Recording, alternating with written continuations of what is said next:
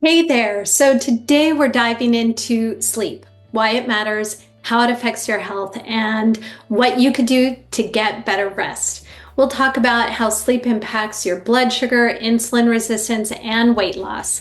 We'll cover sleep debt, shift work, and of course, all the ways that you can optimize your sleep for better health. Hello, I'm Jessica Green, an integrative health practitioner and health coach, helping you feel vibrant through midlife.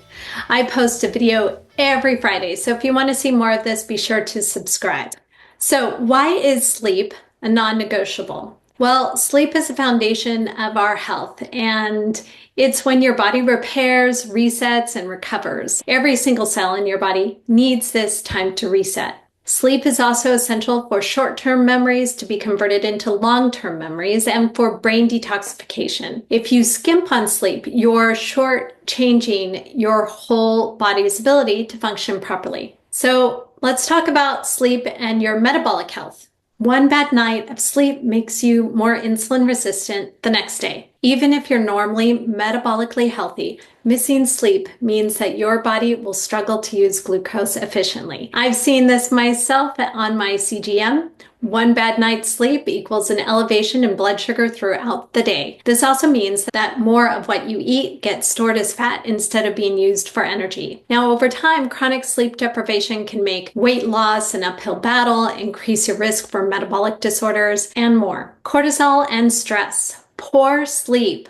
also jacks up your cortisol levels, which means more inflammation, higher stress, and let's be real, the day is just harder to get through. Ever notice how a bad night's sleep makes you feel less patient? That's your stress hormones talking. And chronic sleep deprivation, it increases your risk for heart disease, diabetes, and even Alzheimer's. Another little known fact is that when cortisol spikes, so does your blood sugar. Let's talk about sleep and hunger. Why you crave junk food after a bad night's sleep. Now, sleep deprivation doesn't just mess with insulin, it also disrupts hunger hormones.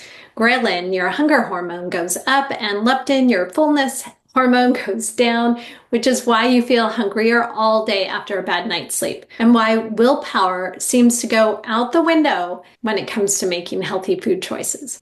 Lack of sleep also is associated with more anxiety and depression, which can make it even harder to stick to making good decisions when it comes to your diet. And have you ever noticed some similarities between the symptoms above and common perimenopause symptoms? Let's talk about sleep debt, what it is and how to fix it. So sleep debt is the accumulated hours of sleep that you've missed over time. For instance, if you're like many women I've worked with, you operate on just about 6 to 7 hours of sleep a night. Over that week, you'll have a sleep debt of 7 to 14 hours. And you might think that you could catch up by sleeping in on the weekends, but unfortunately, it just doesn't work that way.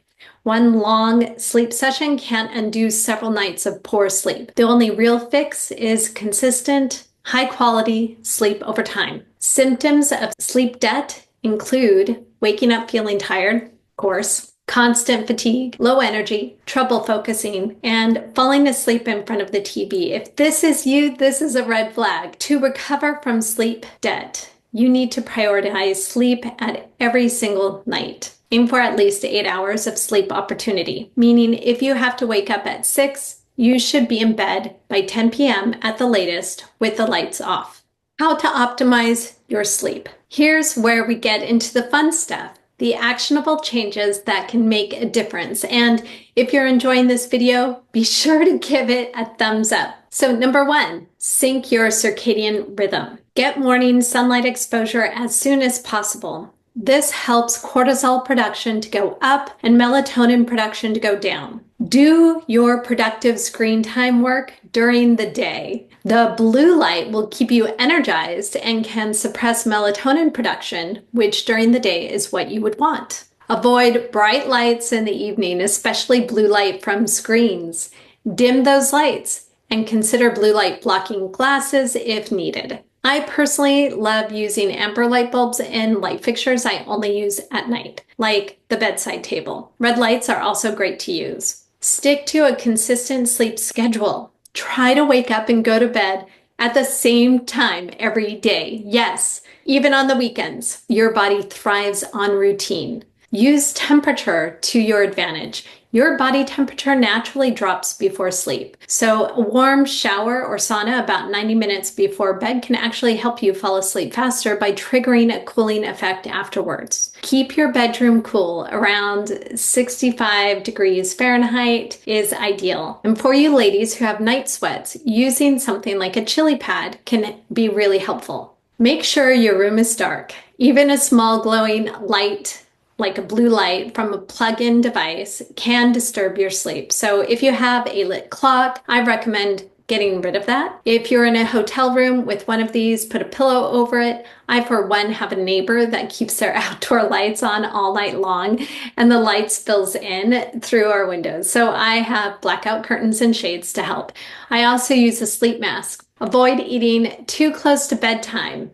Give yourself at least 3 hours between your last meal and bedtime so your body isn't focused on digestion when it should be repairing and restoring. And of course, avoid alcohol in the evening. I know this could be a real challenge, and I'm not suggesting that you take up daytime drinking. In fact, any alcohol during the day or night can impact your quality of sleep, make you more anxious and less able to make smart decisions when it comes to what you eat and how you move your body. Let's talk about shift work. Shift work is tough on your health because it disrupts your circadian rhythm. But if you have to work nights, here's how to minimize the damage. First, get bright light exposure when you wake up, even if it's in the evening. Wear blue light blocking glasses on your way home from work to help your body prepare for sleep. Keep your sleep environment dark and cool. Blackout curtains and white noise machines can help. Stick to a schedule as much as possible so your body can adjust. The bottom line is that the goal isn't perfection, it's consistency. So sleep is one of the most powerful tools that you have for improving your health, balancing your hormones, and feeling your best. So give yourself the best chance possible by setting up sleep-friendly routines and sticking with it. Do you have sleep struggles? Try out these tips and see what works best for you. Thank you for watching. If you haven't already, be sure to hit the subscribe button below. I'll see you next week.